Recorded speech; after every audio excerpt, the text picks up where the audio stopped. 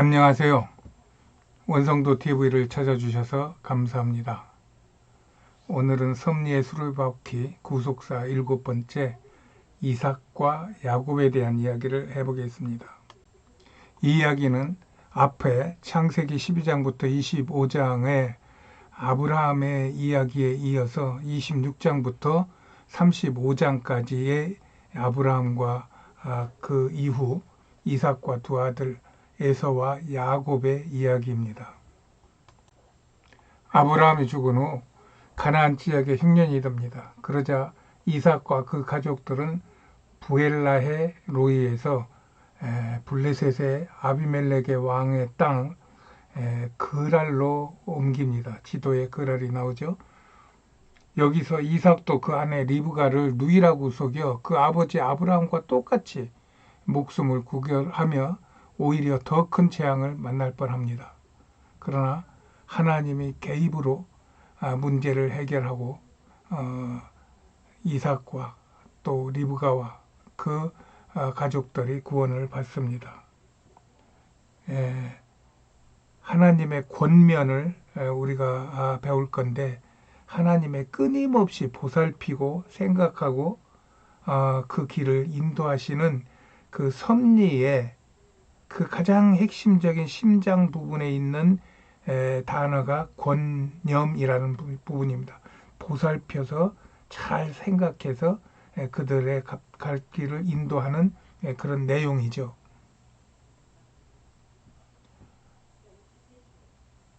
거기에서 이삭이 농사를 통해 그 해에 100배의 결실을 맺게 하시는 이도 하나님이시고 또 양과 소가 때를 이루고 많은 노복을 거느리시게 한 것도 하나님이십니다. 이삭으로서는 전혀 이 상태에서 세상적인 판단 기준으로서는 이럴 수 있는 입장이 아니었어요. 그러나 하나님이 하시면 하는 것이고 하나님은 그의 섭리대로 쓸 사람을 골라서 죽을 사람도 살리시고 가난한 자도 부하게 하시고 병든 자도 고치시고 그리고 세상을 이기게 하는 그런 능력을 주시는 것입니다. 그러다 보니 블레셋 왕 아비멜렉이 그렇게 쫓아다니며 못 살게 하고 결국은 추방시켰으나 그러나 이삭이 가는 곳곳마다 샘을 파면 우물이 터지고 또 노비가 많아지고 농사하는 것이 잘 되고 함으로 인하여 하나님이 살아계신 것을 보고 그가 이삭에 찾아와서 화친을 청하면서 그 이삭을 하나님의 자녀로서 높이는 것을 보게 됩니다. 이것이 우리가 이 세상에 살면서 이 세상 환경을 뛰어넘는 하나님의 이끌림을 받는 사람들의 그의 복된 생활을 보여주는 가장 핵심적인 상황이 이 이삭의 삶에서 볼 수가 있는 것입니다.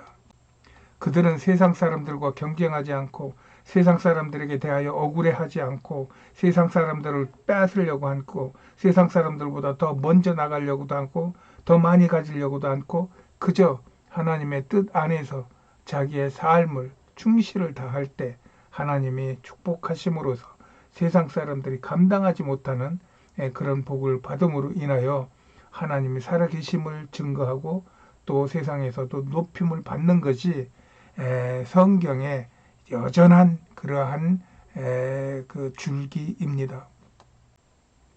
그러다가 이삭은 나이가 들었고 야곱이 나이 든 아버지를 속여서 또 형 에서를 속여서 장자의 축복을 가로채고 그리고 축복권을 가로채 갑니다. 이것이 발단이 되어서 야곱은 밧단 아람의 외삼촌 라반의 집으로 도망가다가 28장에서 야곱이 한 곳에 이르렀는데 밤이 되어 돌을 취하여 베개하고 누웠는데 꿈에서 하나님의 사자가 하늘에 닿은 사다리를 오르락 내리락 하는 것을 보면서 그 위에서 여호와께서 야곱에게 내가 너를 떠나지 않고 내가 누운 이 땅을 너와 네 자손에게 주겠다며 약속하십니다.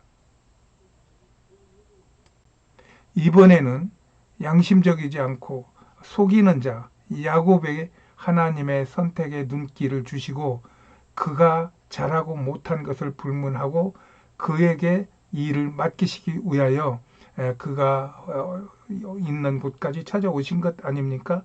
그리고 그에게 축복을 그 아브라함과 그 할아버지 아브라함과 그 아비 이삭에게 주셨던 하나님의 그 축복을 다시 내려주시면서 내가 너를 네 아비와 네 할아버지처럼 축복하마 하는 이런 말씀을 하고 하신 것입니다. 그러자 야곱이 그 사기꾼 야곱이 하나님의 영이 열린 것 같습니다. 그러면서 깨달아서 하나님 제가 인정합니다. 그리고 하나님을 사랑합니다. 그리고 하나님께서 저를 사랑하셔서 내가 어디에든 갔다가 다시 되돌아가서 내 고향 내 아비 집에 있게 되면은 그때 내가 하나님을 위하여 제단을 쌓고 교회를 쌓고 기도를 하고 제물을 드리되 11조를 꼭 드리겠습니다 하고 하나님께 서원하고 약속합니다. 그리하여 그곳에서 내가 하나님을 배웠다고 하는 그러한 뜻이 있는 브니엘이라고 하는 이름이 생깁니다. 브니엘이 아니네요. 베델이네요. 하나님의 집 베델. 내가 그 하나님의 집을 지켰다. 내가 반드시 이곳에서 하나님의 집을 지켰다 하는 그러한 야곱의 서원이 들어있는 베델 하나님의 집이라는 이름을 짓고 야곱은 외삼촌 집으로 떠납니다. 그 후 29장에서 야곱은 그 외삼촌 라반의 딸을 만나 14년 동안 그 외삼촌의 양떼를 돌보며 외삼촌의 두 딸 레아와 라헬과 결혼한 후 다시 6년을 더하여 20년 동안 외삼촌의 양을 돌보면서 12아들을 낳습니다. 그러는 동안 야곱은 자기 형을 속이고 자기 아버지를 속인 대가를 외삼촌에서 그대로 갚음을 받습니다. 그 외삼촌로부터 자기가 사랑하는 라헬 대신에 레아하고 바꿔치기를 당하지 않나. 또 7년을 더하면은 또 라헬을 주겠다고 해가지고 7년을 더했더니 6년을 더하게 만들지 않나. 또 뭐 양과 이런 것을 구분하는 부분에서도 늘 야곱을 속이며 야곱이 그 아비와 형을 속였던 것을 되갚아 줍니다. 남을 속여서 잘 되는 일은 세상에서는 없습니다. 그래서 집을 떠난 지 20년 후에 그 레아와 또 그 라헬의 그 두 처와 또 거기에 그 시종들은 여종들한테서 낳은 아들들과 그 시종들과 한 무리가 되어서 드디어 외삼촌 집을 나와서 다시 아비가 있는 이삭이 있는 그 가나안 땅으로 돌아갑니다. 그러나 이번에는 에서가 20년 전에 당한 그 분풀이를 하기 위하여 야곱을 죽이려고 쫓아온다는 소식이 들려옵니다. 이에 야곱이 두려워서 야복강가에서 기도를 합니다. 기도를 하는데 천사가 나타나자 저게 이미 영이 열렸기 때문에 아마 천사를 보는 단계가 되는 것 같습니다. 하나님의 사자가 내게로 왔구나. 내게 축복하러 왔구나. 내가 이 천사를 붙잡아야지. 내가 이 천사를 놓치면 내게 온 복이 달아나겠구나 하면서 그는 천국을 침노하듯이 천사의 가랑지를 붙잡고 놓아주질 않고, 그러자 천사는 떠나려고 막 서로 발버둥을 치면서 씨름하듯이 밤새도록 나는 간다, 놔라, 아니요, 못 갑니다, 당신이 나를 축복해 주셔야 내가 놓겠습니다 하면서 밤새도록 씨름을 했어요. 그러다가 새벽에 천사가 야곱의 환도뼈를 치매 그 뼈가 우이골이 됐다고 말합니다. 그래서 이스라엘 사람들은 지금도 그 환도뼈는 먹질 않는다 그러죠. 어쨌든 이러면서 천사는 야곱에게 묻습니다. 내 이름이 무엇냐? 저는 야곱입니다. 아니다. 너는 지금부터는 이스라엘이라고 불러라. 이스라엘이라는 이름은 하나님과 겨루어 이겼다는 말이라고 그러지 않습니까? 하나님의 대신한 하나님의 종과 겨루어서 결국은 축복을 받아냈으니까 네가 이겼다 하고 아버지가 아들에게 져주는 그런 이름이 이스라엘이라는 것입니다.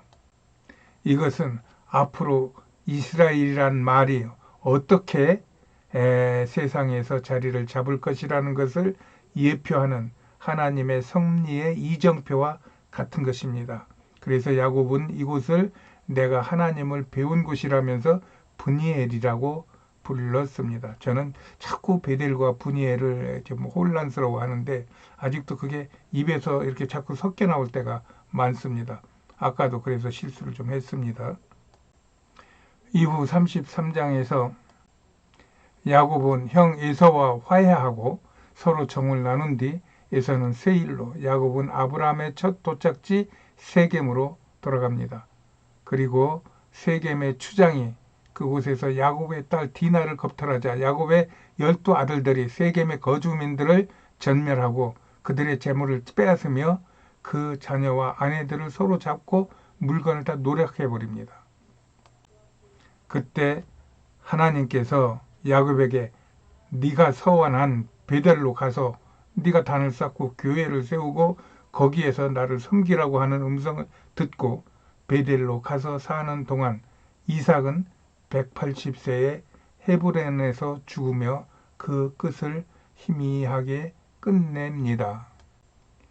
이 주제는 이삭과 야곱이고 다음번에 야곱과 12 아들들이기 때문에 사실은 이삭이 주인공이 되어야 되는데 이삭 이야기보다는 야곱의 이야기가 더 많았습니다.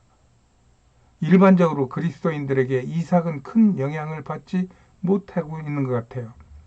성경의 기록도 짧은데다 그의 아버지 아브라함의 믿음과 부와 권력을 세습은 받았으나 그것들을 어떻게 활용하고 어떻게 더 부강하게 했는지 알기가 어려워요. 이삭은 블레셋과 우물 사건들을 통해서 보듯이 온유하고 겸손한 성품으로 평화를 구했던 사람이었어요. 또한 팥죽 사건에서 보아도 그는 큰 오점을 남기고 일생의 마지막도 희미하게 그냥 마쳤어요. 그러나 이런 식으로 보는 것만이 능사가 아니고 이것은 오히려 일륜적으로 보는 것일 수가 있다는 것입니다. 이삭의 삶에는 그런 보이는 것 외에 어마어마한 사역이 있었다는 것입니다. 그것은 하나님의 섭리를 온전히 이루어 드렸다는 것이죠. 즉 육의 사람, 영의 사람을 구분하여 그것에 바르게 처신함으로 하나님의 뜻에 합하게 이스라엘이란 이름을 받아냈고 또 이스라엘을 국가로 발전시키는 하나님의 섭리에 초점이 맞아 있고 그 위대한 사명을 이루었다는 것입니다. 이것은 신약에서 사도 바울이 로마서 9장에서 그것을 드러낸 것이에요. 사도 바울은 이들의 삶에서 하나님의 섭리를 보고 이삭과 에서와 야곱을 본 것입니다. 이것이 사도 바울의 탁월성이에요. 그래서 성경은 신구약을 짝을 맞춰봐야 합니다. 성경에 압도당하는 그리스도인들이 복 있는 사람들입니다. 사도 바울의 고백입니다.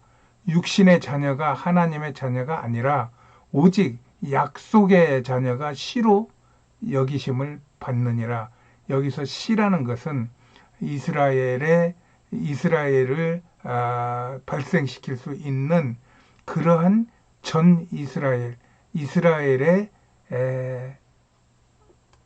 조성자로 그로 인하여 이스라엘이 세워졌다고 하는 그런 말씀일 것입니다. 인간에는 인륜이 있습니다. 이것을 윤리라 그럽니다. 하나님에겐 천륜이 있습니다. 이것을 섭리라 그럽니다. 인간의 윤리적 범주가 하나님으로부터 온 것은 분명하지만 우리는 윤리로 섭리를 다 알 수가 없는 것입니다.